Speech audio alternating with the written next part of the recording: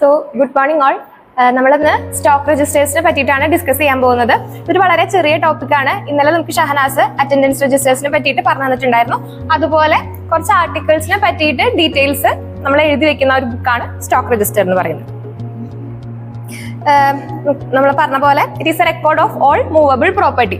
നമ്മുടെ ക്ലാസ്സിലും അതുപോലെ തന്നെ ആ ഒരു സ്കൂളിൽ അല്ലെങ്കിൽ ഒരു കോളേജിലുള്ള മൊത്തം ഫർണിച്ചേഴ്സിന്റെയും മൂവബിൾ ആയിട്ടുള്ള കാര്യങ്ങൾ, ഇപ്പൊ അളമാരി ആയാലും ഡെസ്ക് ബെഞ്ച് അങ്ങനെയുള്ള എല്ലാത്തിന്റെയും ഒരു റെക്കോർഡ് കീപ്പ് ചെയ്യുന്ന ഒരു ബുക്കാണ് സ്റ്റോക്ക് രജിസ്റ്റർ എന്ന് പറയുന്നത്. അതിൻ്റെ അകത്ത് പുതിയ എക്യുപ്മെന്റ്സിന്റെയും ഫർണിച്ചേഴ്സിന്റെ ഒക്കെ ഡീറ്റെയിൽസ് നമ്മൾ വാങ്ങുന്നതിനനുസരിച്ചിട്ട് ആഡ് ആക്കിക്കൊണ്ടിരിക്കും.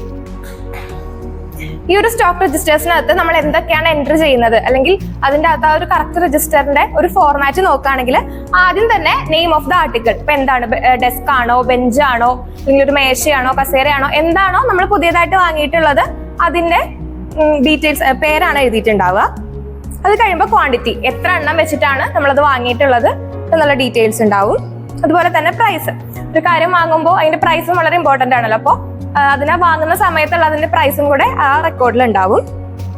അതുപോലെ തന്നെ ഡേറ്റ് ഓഫ് പർച്ചേസ്, എന്നാണ് വാങ്ങിയിട്ടുള്ളത് എന്നുള്ള ഡീറ്റെയിൽസ് അതിലുണ്ടാവും.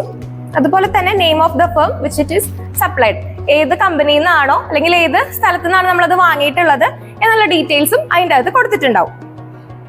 അതുപോലെ തന്നെ ഇത് നമുക്ക് ഇഷ്യൂ ചെയ്യാൻ വേണ്ടിയിട്ട്, വാങ്ങാൻ വേണ്ടിയിട്ട് ആരാണോ സപ്പോർട്ട് ചെയ്തത്, അല്ലെങ്കിൽ ഇത് ഏതെങ്കിലും ഒരു അതോറിറ്റി സൈൻ ചെയ്തിട്ടായിരിക്കുമല്ലോ, അല്ലെങ്കിൽ അവരുടെ ആവശ്യപ്രകാരമായിരിക്കുമല്ലോ നമ്മൾ വാങ്ങിയിട്ടുണ്ടാവുക. അപ്പൊ അവരുടെ ഡീറ്റെയിൽസും കൊടുത്തിട്ടുണ്ടാവും.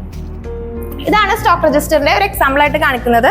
അതിൻ്റെ അകത്ത് പെർട്ടിക്കുലേഴ്സ് ഉണ്ട്, ബിൽ നമ്പർ, റെസിപ്റ്റ്, അങ്ങനെ നമ്മൾ പറഞ്ഞ പോലെ തന്നെ കാറ്റഗറി വൈസ് ആയിട്ട് അത് ഡിവൈഡ് ചെയ്ത് കൊടുത്തിട്ടുണ്ടാവും.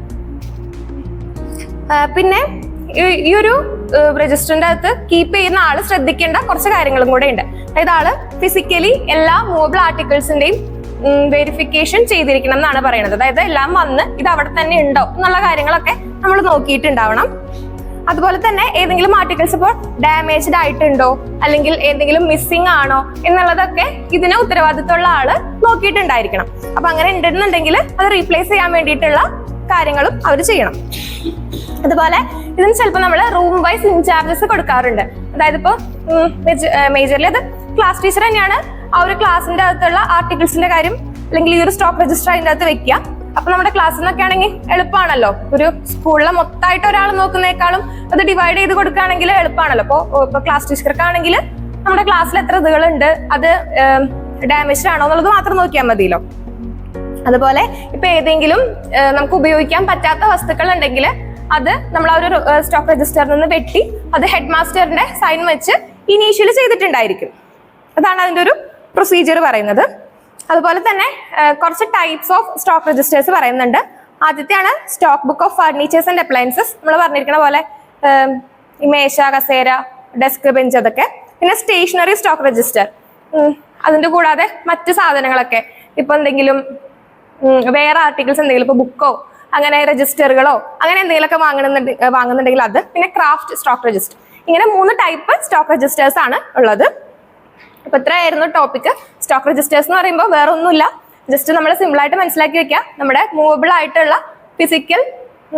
ആയിട്ടുള്ള ആർട്ടിക്കിൾസിന്റെ ഡീറ്റെയിൽസും കാര്യങ്ങളൊക്കെ എൻ്റർ ചെയ്ത് സ്റ്റോർ ചെയ്ത് വെക്കുന്ന ഒരു ബുക്കാണ് stock register. That's all. Thank you.